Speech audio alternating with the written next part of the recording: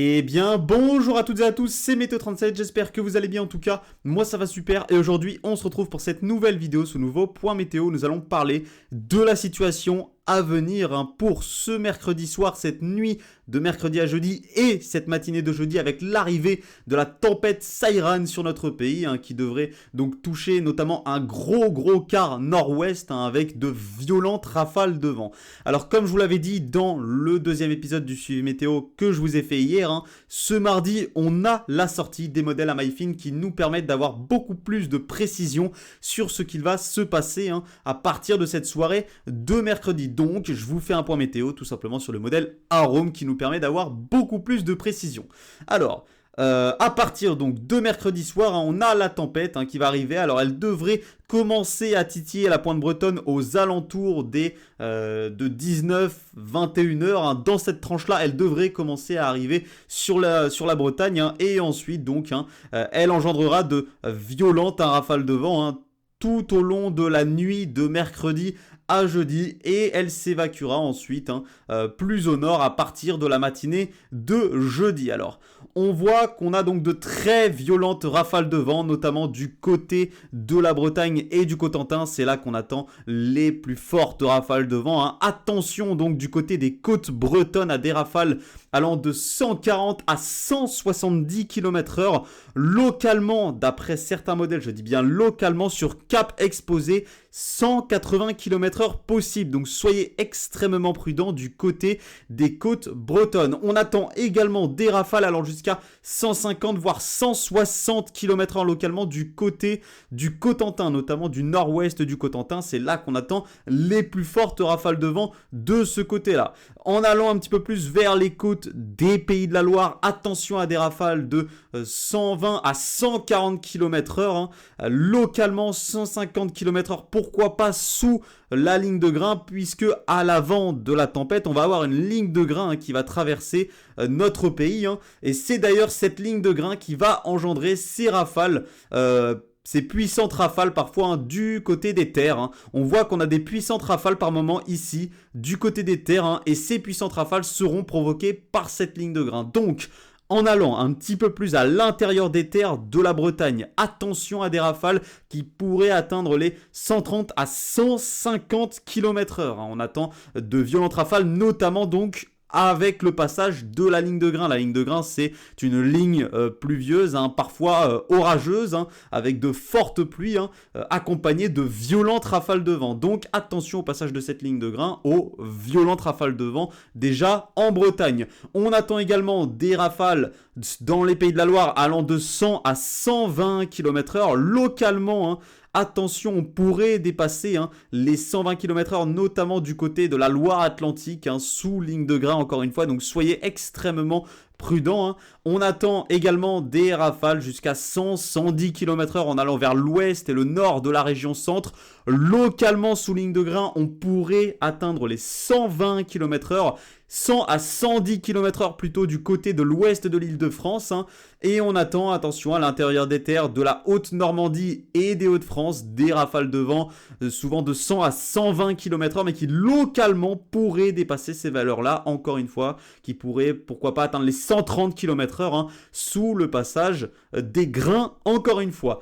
Du côté donc des côtes de la Haute-Normandie et de la côte d'Opale, attention également à des rafales de vent de 130 à 150 km/h, notamment sur les caps exposés ici, Cap Grinet et ici les caps, il me semble que c'est le cap de la Hève ici en Seine-Maritime, dites-moi si je me trompe, mais attention sur ces caps exposés à des rafales qui pourraient atteindre pourquoi pas les 140 à 150 km/h. Donc, évidemment, sur les côtes, ce ne sera pas des fortes rafales, des violentes rafales de vent sous grain. Ce seront des violentes rafales de vent vraiment tempétueuse due à ce fort resserrement des isobars qu'on va avoir avec le creusement de la dépression évidemment. Donc soyez très prudents à ces rafales-là, ce ne seront pas des rafales violentes temporaires, ça va vraiment souffler violemment pendant plusieurs heures sur ces secteurs. Même à l'intérieur des terres de la Bretagne, ça va souffler violemment durant plusieurs heures. Également du côté de l'intérieur des terres de la basse Normandie, ça va souffler violemment pendant plusieurs heures. Donc soyez extrêmement prudents sur tous ces secteurs. On surveillera également la houle. forcément. Attention à des vagues de 8 à 10 mètres du côté des côtes bretonnes. On serait plutôt sur du 6 à 8 mètres tout le long de la côte ouest du pays. On pourrait avoir des vagues supérieures à 8 mètres en allant de plus en plus vers la Bretagne. Donc pourquoi pas du côté de la Loire-Atlantique et de la Vendée. Mais on serait le plus souvent sur des vagues de 6 à 8 mètres. Et attention également à des vagues de 6 à 8 mètres en allant du côté de la Basse-Normandie. Et on serait plutôt autour des 4 à 6 mètres en allant vers la Haute-Normandie et la côte d'Opale. Voilà donc ce qui est à attendre du côté des rafales de vent. On attend également beaucoup, du côté des rafales de vent et de la houle, et on attend également beaucoup de pluie au passage de cette tempête, d'importants cumuls notamment du côté de la Bretagne. Donc attention également au cumul de pluie. Malheureusement, cette tempête, elle arrive dans un contexte très défavorable. Le début de l'automne, la première moitié de cet automne météorologique a été très chaude, très ensoleillée. Les arbres ne se sont pas rendus compte que l'on était en automne. Tout simplement, ils sont restés très verts avec beaucoup de feuilles encore. Donc, la prise au vent est importante du côté des arbres. Ils ont toujours énormément de feuilles. En plus de ça, depuis plusieurs semaines, la pluie est revenue. Les sols sont très humides. Ils sont donc très malléables. Et donc, ça va être malheureusement très facile pour les arbres de chuter tout simplement. Donc malheureusement, on va certainement avoir beaucoup de chutes d'arbres au passage de cette tempête.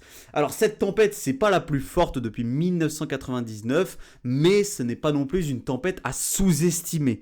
C'est quand même la tempête, alors selon les prévisions évidemment, on verra sur le direct et sur les réelles rafales de vent qu'on aura, mais selon les prévisions, on serait quand même sur la tempête la plus forte depuis 14 ans, depuis Klaus en 2009, donc ce n'est absolument pas négligeable, ce n'est pas une tempête normale, pré-hivernale comme j'ai pu voir dans les commentaires, comme on en a tous les ans entre guillemets, non, c'est dans les prévisions la tempête la plus forte depuis 14 ans quand même, donc il va falloir vraiment être extrêmement prudent au passage de cette tempête. Les rafales s'annoncent très violentes et cette tempête en elle-même s'annonce très violente, notamment du côté des terres et des côtes du nord-ouest, notamment si vous habitez dans les terres de la Bretagne et de la Basse-Normandie.